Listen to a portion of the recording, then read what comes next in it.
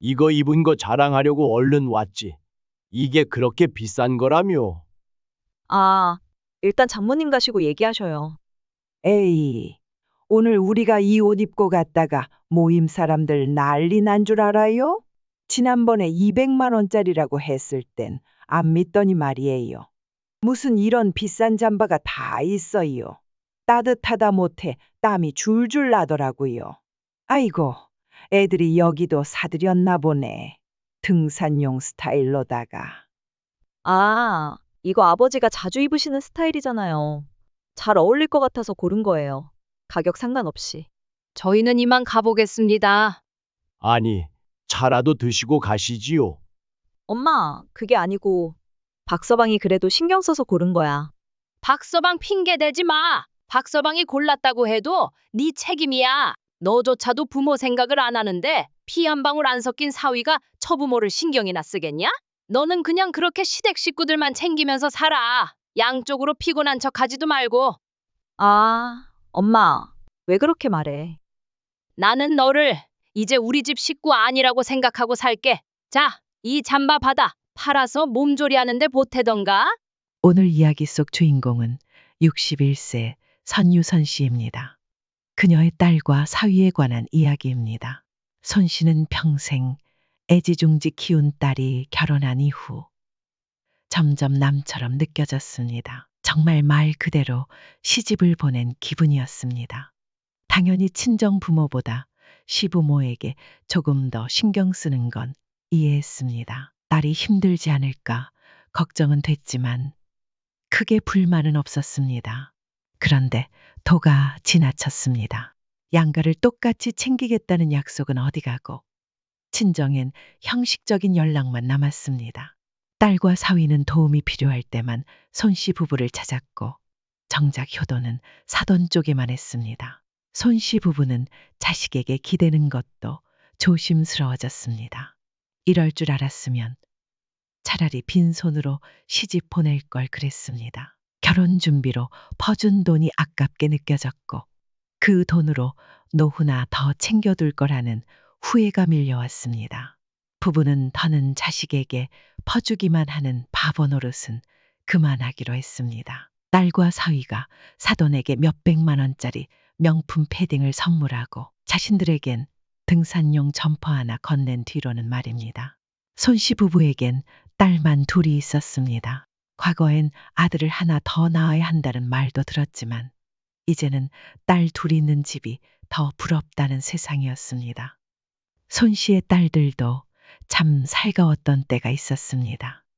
먼저 결혼한 큰딸이 부모에게서 독립했던 날, 손 씨는 상실감에 멍해졌습니다. 결혼해도 가까이 사니까 서운해하지 마요. 딸이 했던 그 말이 오래도록 맴돌았습니다. 남편은 특히 큰딸을 많이 아꼈습니다. 그 마음도 충분히 이해할 수 있었습니다.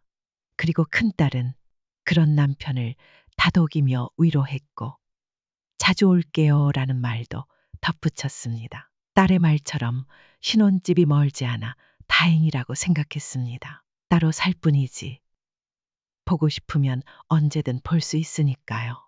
하지만 큰딸의 상견례 자리에서 손 씨는 문득 생각이 들었습니다. 앞으로 이 결혼이 마냥 순탄하진 않겠구나.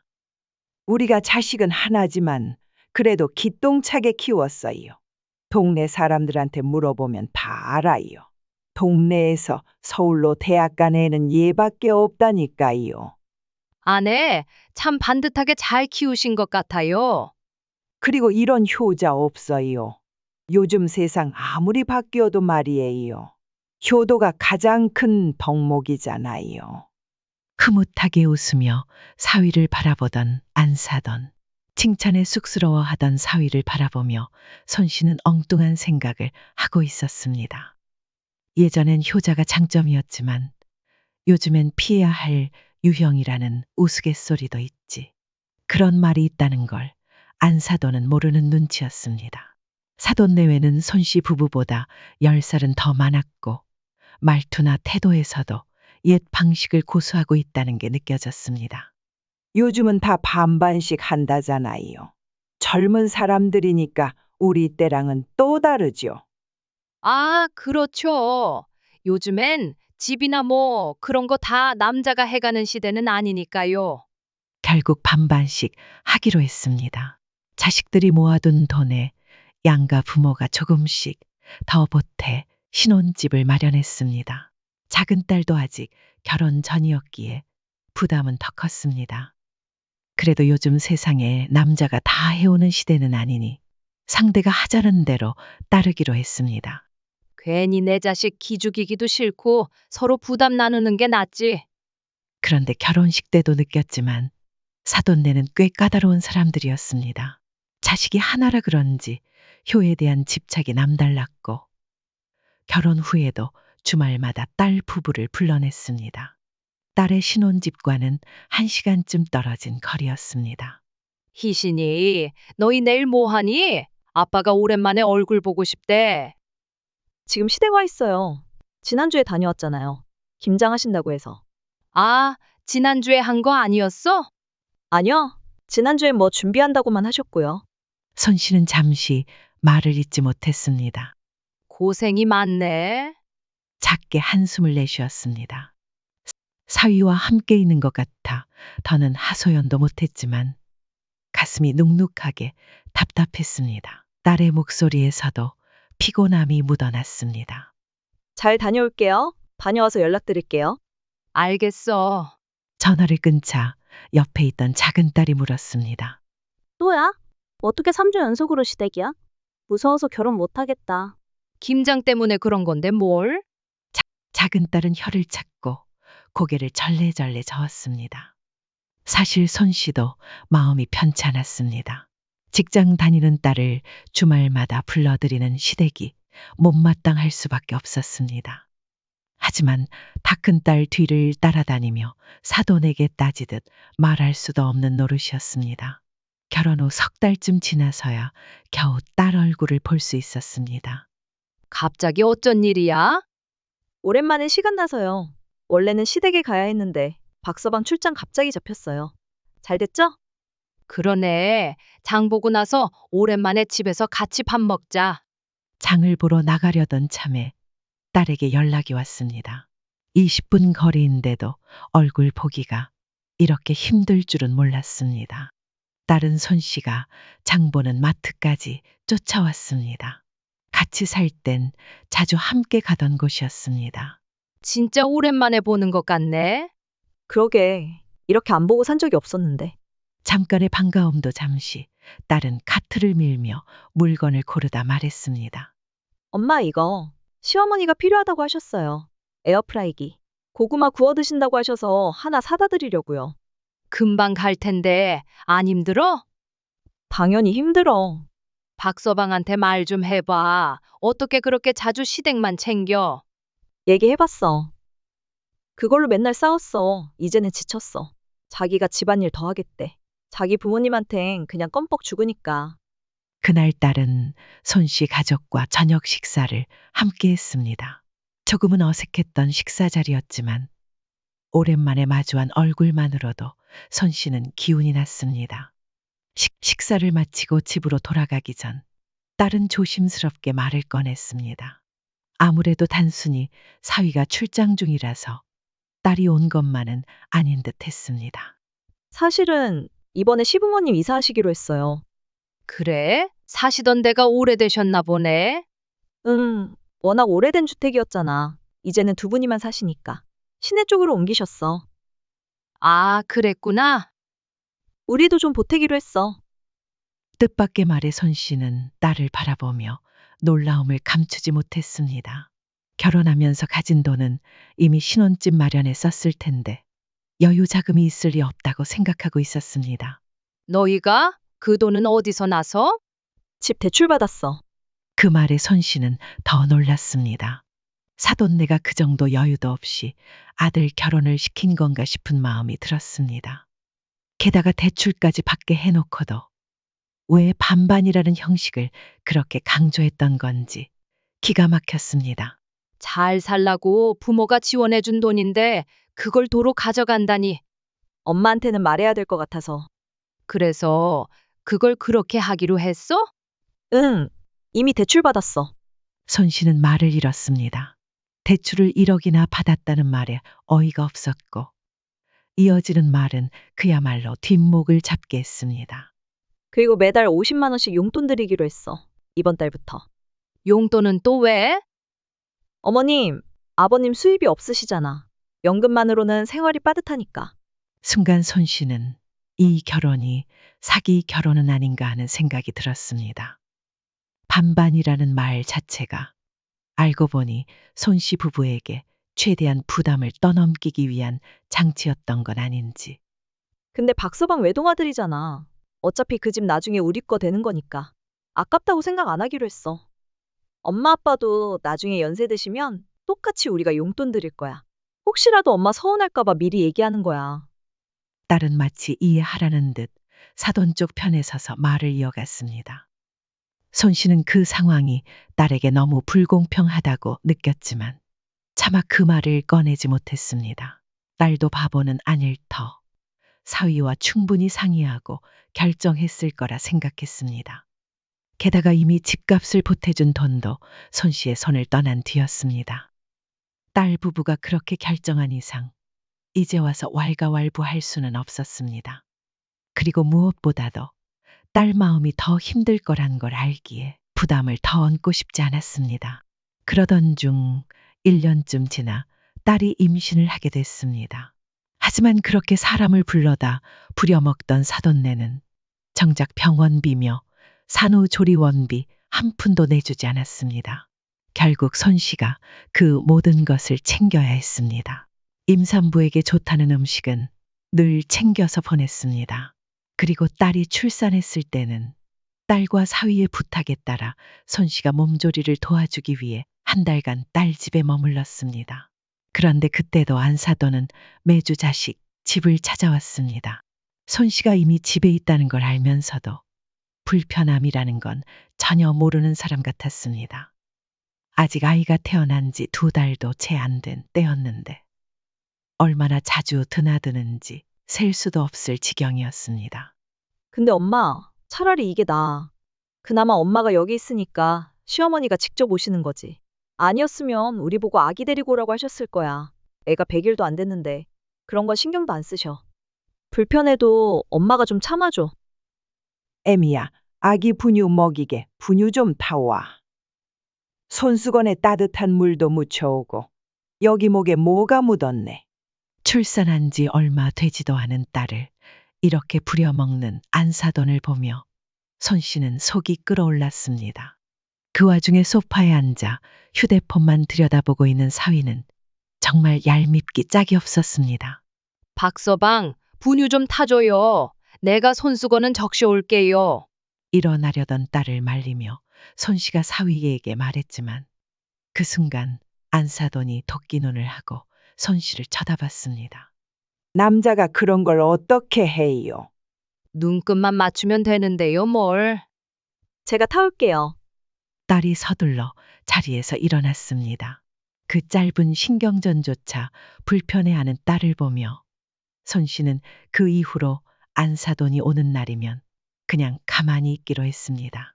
나중에 내가 없을 때 또 무슨 말을 들을지 모르니까 괜히 빌미를 만들지 말자. 몸조리를 도와주러 왔지만 실제로 굳은 일은 전부 손 씨 몫이었습니다. 안사돈은 애 보느라 바쁘다고 했지만 정작 아이가 칭얼대거나 기저귀를 갈 때는 손 하나 까딱하지 않았습니다. 그 모습을 보고 있으니 딸이 얼마나 고생할지 눈에 훤히 보였습니다. 정말이지 운도 지질이 없다는 생각뿐이었습니다. 요즘엔 이러지 않는 시어머니도 많을 텐데 하는 생각이 들었습니다. 한 달 내내 불편한 시간이 이어졌고 그 당시엔 하루라도 빨리 약속된 시간이 지나 집으로 돌아가고 싶었습니다. 하지만 집으로 돌아간 뒤에는 손주 얼굴을 더 많이 봐둘 걸 하고 후회가 밀려왔습니다.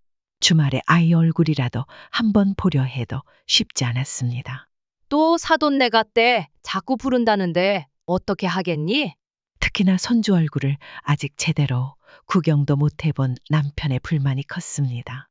아니, 사돈이 불러도 박서방이 저희는 이번 주 어렵습니다 하고 말은 해야 할 거 아니야. 그러게 말이에요. 오라고 하면 무조건 달려가는 며느리가 거절할 수는 없겠지 싶으면서도 사위는 처가 생각은 눈꼽만큼도 안 하는 사람 같았습니다. 그날 밤 남편은 딸에게 조금 서운하다는 뜻을 돌려서 전한 듯 했습니다. 다음 날 딸에게서 손 씨에게 전화가 왔습니다. 엄마 아빠가 너무 서운해하지 말라고 좀 전해주세요. 하나밖에 없는 손자라 그런지 워낙 예뻐하셔서 그래요. 그렇게 따지면 우리도 하나밖에 없는 손자야. 누구는 손자가 둘인 줄 아는 모양이구나. 어쩌면 이렇게까지 사돈에게만 마음을 쓰는지 도무지 이해할 수 없었습니다. 처음엔 딸이 걱정됐습니다. 하지만 시간이 지날수록 딸도 그 생활에 익숙해져가는 모습이 보였습니다. 이제는 어떤 일이든 시댁이 먼저였습니다. 그리고 명절을 보름쯤 앞둔 어느 날 딸에게서 전화가 왔습니다. 엄마, 이번 명절부터 말인데 명절 당일에 못 갈 것 같아. 다음 주나 아니면 명절 끝나고 주말쯤에 한번 들를게. 그게 무슨 말이야? 명절에 시댁 먼저 갔다가 엄마네 가면 시간이 너무 늦잖아. 그런데 우리도 다음날 하루는 쉬어야 하니까 박서방도 일 나가야 되고 그래서 아예 안 오겠다는 거야? 아예 안 가는 건 아니고 가까우니까 꼭 명절에 가야 할 필요는 없잖아. 사실 딸은 원래도 명절이면 제 시간에 오는 법이 없었습니다. 보통은 절 당일에 아침을 먹고 자리를 뜨지 않나 싶었습니다. 하지만 딸네 가족은 온갖 친척을 다 만나고 오느라 손 씨의 집에 도착하면 늘 저녁 무렵이었습니다. 그래서 하룻밤 자고 가는 경우가 많았는데 그것마저도 부담스럽다는 듯 말하는 딸에게 손 씨는 서운할 수밖에 없었습니다. 딸이 말하길 가까이 사니까 언제든지 볼 수 있다고 했지만 실제로는 보기 힘들었습니다. 어떻게 1시간 반 거리인 시댁은 밥 먹듯이 가면서 친정엔 명절 아니면 얼굴도 보기 힘드니. 딸은 늘 거리 핑계를 댔고 손 씨는 점점 무시당한다는 기분마저 들었습니다. 하지만 서운한 티를 낸다고 달라지는 건 없었습니다. 시댁에 눈치 보이잖아. 엄마라도 내 편 들어줘야지. 누가 내 마음 알아줘? 늘 그렇게 죽는 소리를 해대는 딸을 보며 손 씨는 할 말을 삼켰습니다. 자식이기는 부모 없다고 아무리 서운해도 명절엔 꼭 들르라고 강하게 말할 수는 없었습니다. 저렇게 시댁에 휘둘려서 어떻게 살까 싶다가도 본인이 그렇게 살겠다면 어쩌겠나 싶은 마음도 들었습니다. 그런데 결국 딸과 사위는 남편의 환갑에도 오지 않았습니다. 엄마, 아빠, 진짜 죄송해요. 급한 일이 생겨서. 지금 시댁 내려가는 중이에요. 갑자기 그게 무슨 말이야? 오늘 무슨 날인지 몰라? 알지. 당연히 알지. 근데 시아버지가 허리를 다치셨대. 지금 당장 내려가야 한다고 해서. 안 그러면 어머님이 노발대발 하실 것 같아서. 갔다가 늦더라도 집엔 들를게. 손 씨는 전화를 끊고 남편의 눈치를 봤습니다. 이미 통화 내용을 다 들은 듯한 남편의 표정은 굳어 있었습니다. 진짜 언니랑 형부 너무한 거 아니야? 아무리 그래도 그냥 생신도 아니고 환갑인데? 작은 딸이 화가 난 목소리로 말했고 손 씨도 남편도 아무 말 없이 앉아 있었습니다. 두 사람의 표정은 더없이 씁쓸하고 무거웠습니다. 가족끼리 여행을 가자고 했던 계획도 결국 물거품이 되었습니다. 사위 회사 일정 때문에 어렵다며 대신 조촐하게 식사만 하기로 했던 것이었습니다. 그런데 이렇게 아예 모습을 안 보일 줄은 몰랐습니다. 갔다가 온댔지? 오기는 안 온다에 내 월급 걸 수 있을 것 같은데. 빈정거리는 말이었지만 사실이었습니다. 결국 그날 딸은 돌아오지 않았습니다. 그리고 사위에게서는 단 한 통의 전화도 오지 않았습니다. 어떻게 장인어른 환갑에 전화 한 통 없는 사위가 있을까? 손 씨는 기가 막혔습니다. 딸은 늘 미안해 했지만 정작 행동은 늘 손 씨 부부를 뒷전으로 밀었습니다. 딸이 그렇게 행동하니 사위도 당연히 장인 장모는 뒷순이었습니다.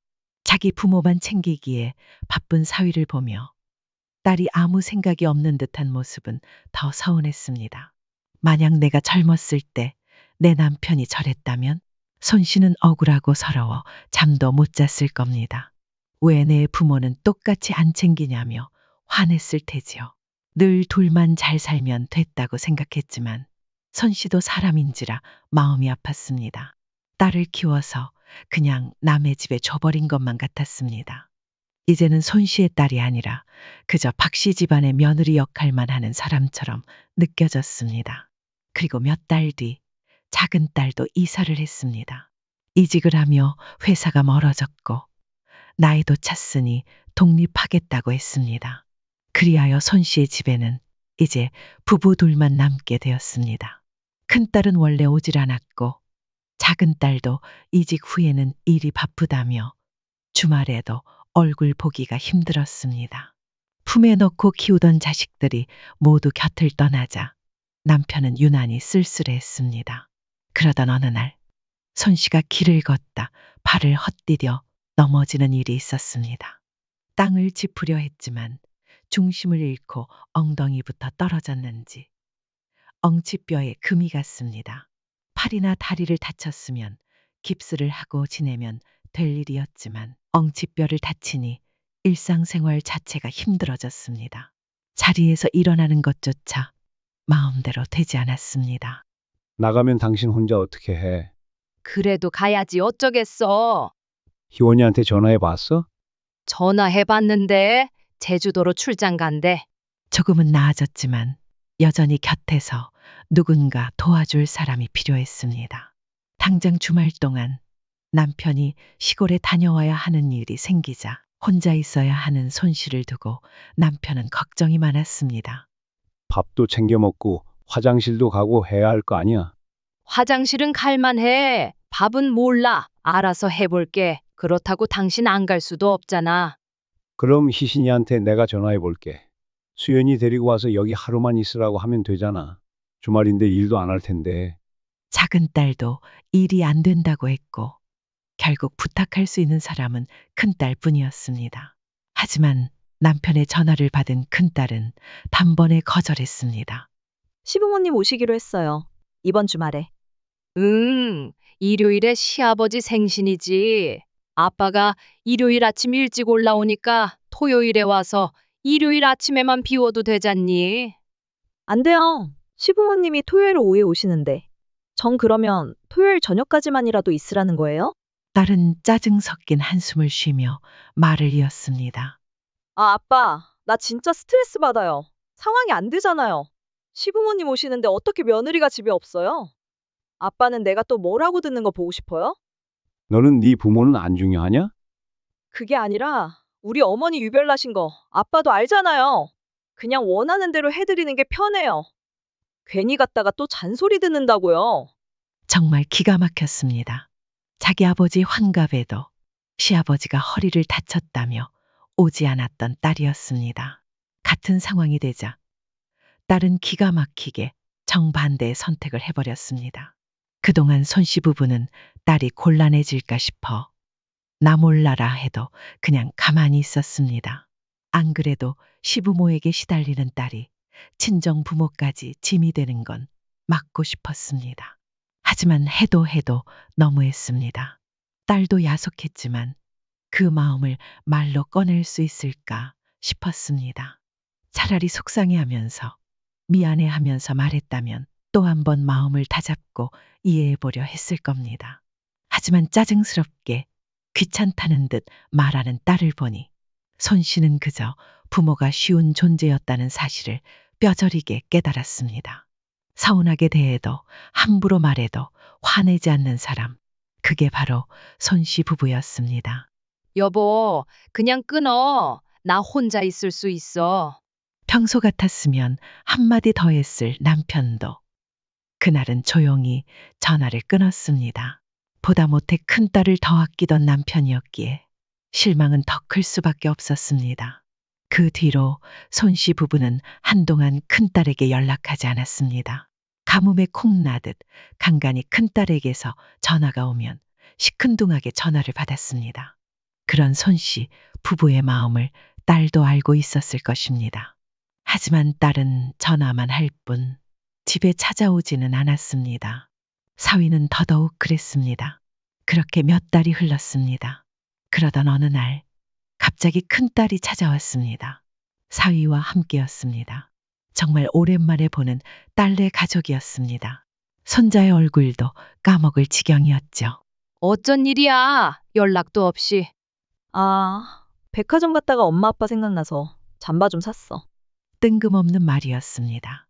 정말 평소에는 하지 않았던 엉뚱한 행동이었습니다. 사위도 예의 바르게 말을 꺼냈습니다. 제가 골랐습니다. 장모님, 장인 어른한테도 잘 어울릴 것 같아서요. 요즘 쌀쌀하잖아요. 따뜻하게 입으셔야죠. 그러면서 큰 쇼핑백에서 점퍼 2개를 꺼내 들었습니다. 손 씨도 종종 입던 브랜드였습니다. 얇아 보여도 신소재라 따뜻하대요. 그러면서 사위가 남편에게 옷을 들어 대보고 손 씨에게도 한 벌을 건넸습니다. 입어봐. 얼떨결에 옷을 걸쳐보자 사이즈가 딱 맞았습니다. 잘 어울리네. 그래, 고맙다. 잘 입을게. 손 씨 부부가 그렇게 대답하자 딸이 잠시 뜸을 들이더니 말했습니다. 엄마 아빠, 서운했던 거 알아요. 근데 내가 엄마 아빠 생각 안 하는 거 아니에요. 그건 알죠? 맞습니다, 장모님. 희신이가 얼마나 부모님 생각을 하는데요. 물론 저도 그렇고요. 마음을 풀라는 듯한 말이 이어졌고 손 씨는 민망한 듯 작게 웃음을 지었습니다. 왠지 나이 들어 자식에게 삐진 옹졸한 부모가 된 것 같은 기분이 들었습니다. 딸에게도 이런저런 사정이 있었을 텐데 너무 우리 생각만 했나 싶기도 했습니다. 선물 때문이 아니었습니다. 단순히 옷이나 돈 때문이 아니었습니다. 매장에서 옷을 고르며 손 씨 부부의 얼굴을 떠올렸다는 그 마음 하나에 지난날 서운했던 감정이 조금은 녹는 것 같았습니다. 알지. 어쨌든 잘 입을게. 그래도 아빠 맨날 똑같은 잠바만 입고 다니시잖아. 하나 사드려야 하나 싶었지. 비싼 거니까 잘 입어야 해. 장난스레 웃으며 말하는 딸에게 손 씨는 고개를 끄덕였습니다. 가격표가 그대로 붙어 있었는데 점퍼 하나에 30만 원 정도였습니다. 딸이 거금을 썼다고 생각했습니다. 그런데 딸이 이렇게 찾아온 데에는 선물을 주기 위해서만은 아니었습니다. 사실 새로운 소식이 하나 있어요. 잠시 뜸을 들이던 딸이 꺼낸 말은 바로 둘째 소식이었습니다. 뭐? 둘째? 아직 작은 딸은 결혼도 하지 않았는데 큰 딸은 벌써 아이가 둘이었습니다. 축하해. 그러면 일을 또 쉬어야겠네. 몸이 무거워지면 그래야겠지. 딸은 잠시 머뭇거리더니 말을 이었습니다. 근데 엄마한테 부탁을 좀 하고 싶은 게 있어. 그러면서 둘째 때도 몸조리를 도와달라고 말했습니다. 손 씨는 얼른 고개를 끄덕이지 못했습니다. 첫째 때 그다지 좋은 기억이 없었기 때문이었습니다. 장모님이 와주시면 저도 마음이 편할 것 같아요. 첫째 때도 산후도우미를 쓰려다 비용에 놀라 손 씨에게 부탁했던 것이었습니다. 딸 가족이 돌아간 뒤 손 씨와 남편은 한참을 고민에 빠졌습니다. 자식이 많은 것도 아니고 손이 넉넉한 형편도 아니었지만 도와달라고 부탁하는 자식에게 외면할 수도 없는 노릇이었습니다. 오죽하면 또 우리한테 부탁을 했겠나. 결국 손 씨는 지난번처럼 한 달만 가서 도와주기로 마음을 먹었습니다. 그 소식을 전하자 딸도 사위도 무척 기뻐했습니다. 며칠 뒤 손 씨 부부는 딸 부부의 초대를 받아 집으로 갔습니다.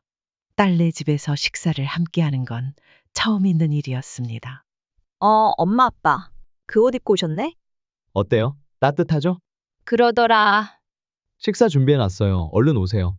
모처럼 딸 부부와 함께 식사하며 웃음 짓는 시간. 손 씨 부부는 정말 오랜만에 마음 편한 저녁을 보냈습니다. 앞으로도 이렇게만 지낼 수 있다면 좋을 텐데. 원래 딸을 결혼시킬 때도 이런 장면을 상상했었습니다. 가족끼리 둘러앉아 식사하고 웃고 따뜻하게 정을 나누는 그런 모습 말입니다. 비록 늦었지만 이제야 그 상상이 현실이 된 것 같았습니다. 이제 가볼게. 벌써? 가야지 뭐. 시간이 늦었는데. 손씨 부부는 자리에서 일어나 외투를 걸쳤습니다. 딸과 사위도 배웅을 해주겠다며 같이 일어났습니다. 그때 초인종 소리가 울렸습니다. 누가 왔나 본데요? 사위가 현관문을 열었습니다. 문 앞에는 사돈 부부가 서 있었습니다. 아이고, 우리가 때를 잘못 잡았네. 안녕하셨어요. 서로 어색하게 인사를 나눴습니다. 딸의 얼굴에는 순간 당황스러움이 스쳤습니다. 미리 약속했던 방문이 아닌 듯 했습니다. 아, 와서 식사하시고 이제 가시려던 참이었어요. 그러냐. 그럼 잘 맞춰서 왔네. 오늘 여기서 자고 가려고 왔지. 미리 전화라도 주시지. 이거 입은 거 자랑하려고 얼른 왔지. 이게 그렇게 비싼 거라며? 안사돈은 자기가 입고 있는 패딩을 손으로 쓸며 말했습니다. 한껏 만족스러운 웃음이 얼굴에 걸려 있었습니다. 오늘 우리가 이 옷 입고 갔다가 모임 사람들 얼마나 뒤집어졌는데 줄 알아? 지난번에 200만 원짜리라고 했을 때 안 믿더니 말이야.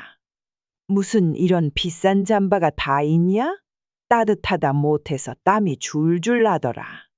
그 말이 끝나기도 전에 안사돈의 눈길이 손씨 부부가 입은 외투로 옮겨갔습니다. 아이고, 애들이 여기도 사들였나 보네. 등산 스타일로다가. 눈에 훤히 보이는 비교였습니다. 딱 보아도 사돈이 입은 옷은 남달랐습니다. 200만 원짜리라는 말이 귀에 계속 맴돌았습니다. 손씨는 저도 모르게 자신이 입고 있는 외투를 내려다보았습니다. 점퍼의 가격은 딱 10배 차이가 났습니다. 잘 어울릴 것 같아서 직접 골랐어요. 사위의 말이 떠올랐습니다. 어이가 없었습니다. 자신들에게는 등산복이 어울리고 사돈에게는 고급 패딩이 어울린다고 생각한 걸까 싶었습니다. 남편도 말없이 있었습니다. 손씨의 표정이 점점 어두워지는 걸 느꼈는지 사위가 허둥지둥 변명했습니다. 아, 이거 장인어른이 자주 입으시는 스타일이잖아요. 평소 등산복 스타일을 많이 입기는 했습니다. 하지만 등산을 자주 하는 사람은 아니었습니다. 그냥 가성비가 좋으니 입었던 것뿐이지 비싼 옷을 입을 줄 몰라서 안 입은 게 아니었습니다.